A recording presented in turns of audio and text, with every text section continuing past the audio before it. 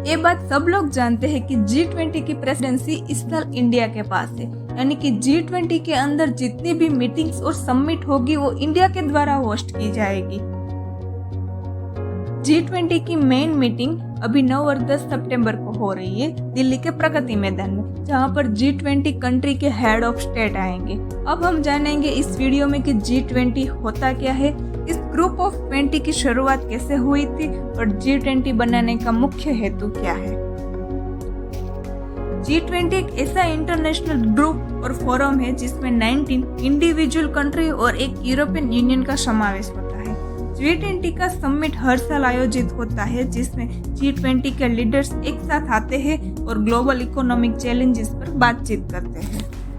G20 की presidency हर साल बदलती रहती है। ये प्रेसिडेंसी एक रोटेटिंग सिस्टम पर काम करती है, जिसका अर्थ ये कि हर साल एक नया G20 मेंबर कंट्री G20 की प्रेसिडेंसी संभालता है, यानी कि हर साल एक G20 देश को मौका मिलता है कि वो G20 की एक्टिविटीज और समिट की प्लानिंग को लीड करे।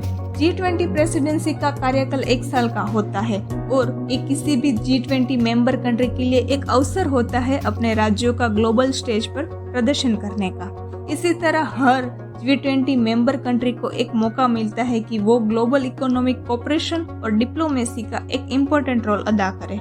इसी प्रकार G20 की 2023 की प्रेसिडेंसी इंडिया के पास है और 2024 की प्रेसिडेंसी ब्राजील के पास होगी। G20 का जन्म 1999 में ग्लोबल फाइनेंशियल क्राइसिस के समय हुआ था और इसका उद्देश्य ग्लोबल इकोनॉमिक स्टेबिलिटी और कोऑपरेशन को बढ़ावा देना था। 1997 में एशियन फाइनेंशियल क्राइसिस ने दुनिया भर की इकोनॉमी को प्रभावित किया। क्राइसिस की वजह से कंट्रीज को समझ में आया कि ग्लोबल फाइनेंशियल स्टेबिलिटी कितनी जरूरी होती है। ग्लोबल फाइनेंशियल स्टेबिलिटी को करने के लिए एक ऐसा फोरम और ग्रुप की जरूरत थी जिस इकोनॉमिक्स का समावेश होता हो। इसी टाइम पर G8 यानी कि ग्रुप ऑफ 8 जर्मनी में आयोजित हुआ था।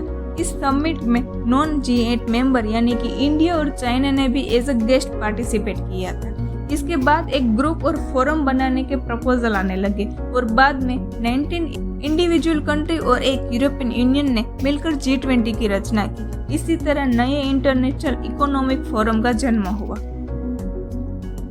पहली बार 1999 में G7 कंट्रीज के फाइनेंस मिनिस्टर ने पहली बार एक फॉर्मल G20 फाइनेंस मिनिस्टर की मीटिंग आयोजित की, जहां पर ग्लोबल इकोनॉमिक चैलेंजेस और फाइनेंशियल स्टेबिलिटी के प्रश्नों पर बातचीत हुई। इसके बाद 2008 में G20 की ऑफिशियल पहली समिट वॉशिंगटन DC यानी कि अमेरिका में हुई, क्योंकि उस टाइम पे अमेरिका में फाइनेंशियल क्राइसिस को स्टेबल करना था। एक ग्रुप दुनिया के प्रमुख इकोनॉमिक्स का एक प्लेटफॉर्म प्रदान करता है जहां सॉल्यूशन कर सके। G20 के काम करने के 2 मुख्य ट्रैक होते हैं, एक है शेरपा ट्रैक, दूसरा है फाइनेंस ट्रैक। दोनों ट्रैक G20 के कार्यकाल और एजेंडा को तय करते हैं और समिट आयोजित करते हैं। शेरपा ट्रैक G20 के लॉन्ग टर्म स्ट्रेटेजिक और पॉलिसी गोल्स को तय करता है। हर G मेंबर कंट्री के पास एक शेरपा होता है जो अपने देश के प्राइम मिनिस्टर और प्रेसिडेंट के पास हाईएस्ट रिप्रेजेंटेटिव होता है।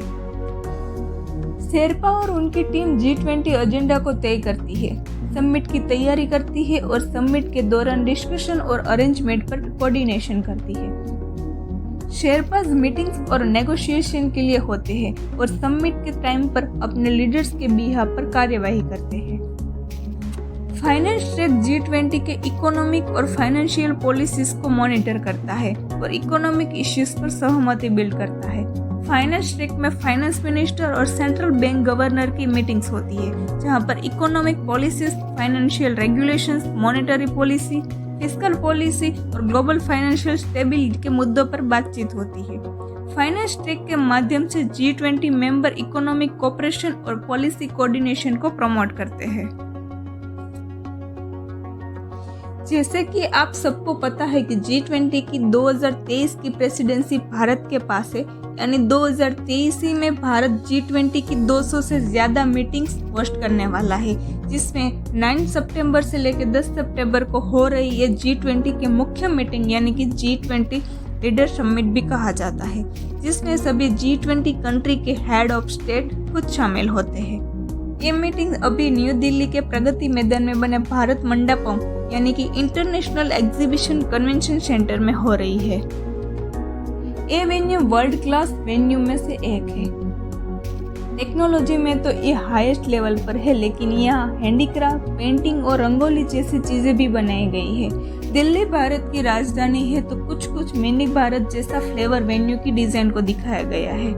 इस बार की ये समिट 9 सितंबर को सुबह शुरू हुई। इस समिट को वन अर्थ, वन फैमिली और वन फ्यूचर जैसे 3 सेशन में डिवाइड किया गया है, क्योंकि इस पर G20 की थीम वसुधैव कुटुंबकम भारत द्वारा रखी गई है। इसके लिए भारत ने समिट के थीम के अकॉर्डिंग 3 सेशन में आयोजित किया है। पहले सेशन यानी कि वन अर्थ की शुरुआत 9 सितंबर को सुबह से दोपहर तक हुई और इवनिंग में वन फैमिली सेशन आयोजित किया गया। दोनों सेशन के बाद रात को अमेरिकी राष्ट्रपति जो बाइडेन, ब्रिटेन के पीएम ऋषि सुनक के साथ 170 मेहमान राष्ट्रपति द्रौपदी मुर्मू की डिनर पार्टी में शामिल हुए।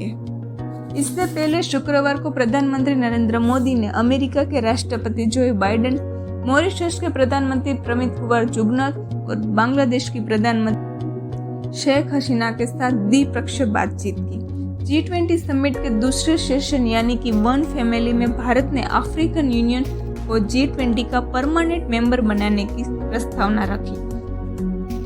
इसके बाद सभी देशों ने समर्थन किया और बाद में अफ्रीकन यूनियन को G20 का परमानेंट मेंबर बना दिया गया। तो इसी तरह G20 समिट का पहला दिन समाप्त हुआ।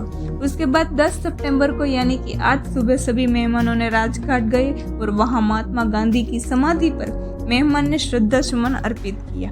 बाद में सुबह G20 समिट का तीसरा सेशन यानी कि वन फ्यूचर आयोजित किया गया था। सेशन के बाद में प्रधानमंत्री नरेंद्र मोदी जी ने G20 की प्रेसिडेंसी को ब्राजील के प्रधानमंत्री जी को ट्रांसफर किया। इसी प्रकार ब्राजील 2024 में G20 की मेजबानी करेगा। G20 का मुख्य हेतु ग्लोबल इकोनॉमिक स्टेबिलिटी और कोऑपरेशन को बढ़ावा देना है।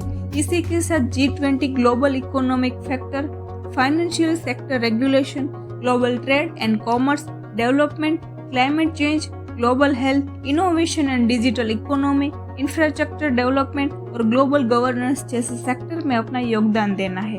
तो इसी प्रकार G20 ग्रुप कंट्री साथ मिलकर ग्लोबल फाइनेंशियल सेक्टर को बढ़ावा देते हैं।